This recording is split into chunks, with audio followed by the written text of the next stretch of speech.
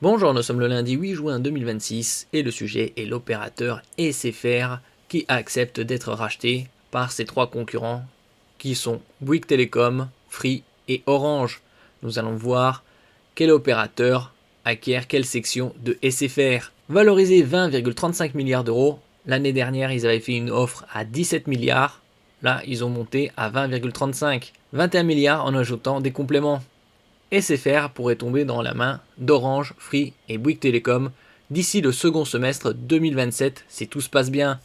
Les trois opérateurs détaillent le montage financier de l'accord, les mécanismes de retrait avec des indemnités et leurs plans pour y parvenir. Bouygues Telecom récupère 42% de SFR, Free en veut 31% et Orange, numéro 1, le reste, les 27%. Si on voit dans ce descriptif, Bouygues Telecom, activité récupérée, activité entreprise SFR Business, une partie du grand public SFR, le MVNO Prixtel, c'est-à-dire l'opérateur virtuel. Ici on peut voir par exemple ses offres, le petit, Oxygène, le grand, le géant, tous en 5G. Précédemment le petit il n'était qu'en 4G, 4G LTE. Le réseau mobile en zone non dense, une partie du réseau fibre. Clients en 2025, 6,4 millions environ, 5,9 millions grand public, plus 0,5 millions Prixtel. Le suivant, Free, groupe Iliad, activité récupérée, tous les clients Red by SFR, c'est-à-dire le discount de SFR, une partie du grand public SFR, les TPE sous marque SFR. Nombre de clients en 2025, 8 millions environ, 6 millions Red, 1,6 million SFR, 0,4 millions TPE. Et finalement Orange, une partie du grand public SFR, les MVNO Reglo, Sima et Coriolis. Reglo, exclusivité Leclerc, par exemple ici c'est 3 forfaits, 4G+, 5,80€ par mois pour 40 gigaoctets, appel illimité, SMS, MMS illimité également, 9,80€, 200 gigaoctets, 5G et 12,80€, 300 gigaoctets.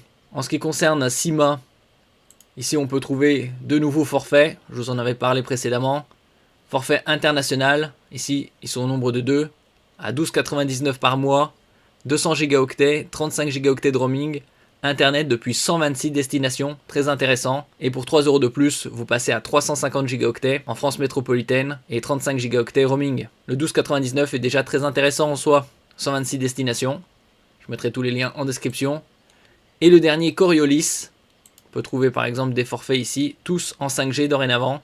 Précédemment, il y a encore quelques semaines, le basique était en 4G LTE. On peut trouver par exemple le Relax 150 gigaoctets à 9,99, pour 12,99 200 gigaoctets, et le Premium 300 gigaoctets à 15,99, dont 38 gigaoctets de roaming Union Européenne et DOM. Plus intéressant parmi ces forfaits sont par exemple le Sima à 12,99, 200 gigaoctets en France métropolitaine, et roaming depuis 126 destinations. N'oubliez pas de vous abonner pour plus de news sur le monde de la high-tech ainsi que les bons plans, également sur mon Twitter et en description sous toutes mes vidéos. Vous pouvez les retrouver dans mes playlists et voir mes articles sur mon blog, tous les liens seront en description.